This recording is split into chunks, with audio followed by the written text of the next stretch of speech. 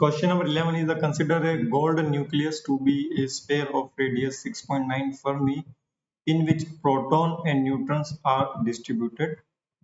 Find the force of repulsion between two protons situated at the largest separation.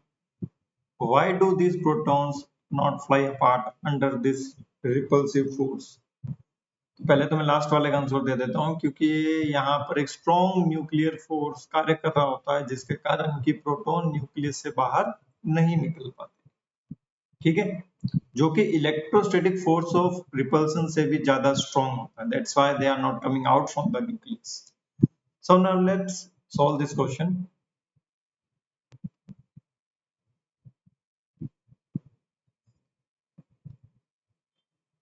Question में कह रहा है कि वो मैक्सिमम डिस्टेंस पर है.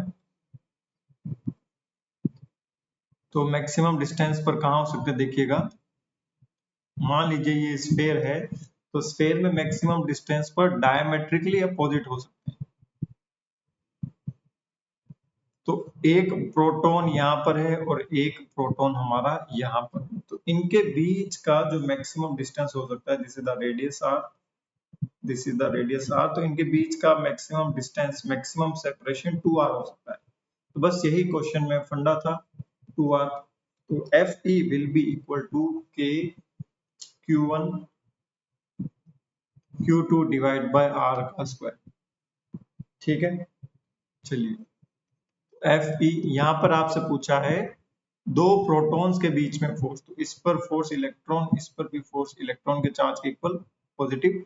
तो 9 इंटू 10 की power 9 multiply by 1.6 into 10 raise to the power -19 का होल स्क्वायर डिवाइड बाय इनके बीच के डिस्टेंस का स्क्वायर. 2 इंटू 6.9 इंटू फर्मी का हमें यहाँ वैल्यू पुट करना पड़ेगा 10 रेज़ टू द पावर -15 का होल स्क्वायर.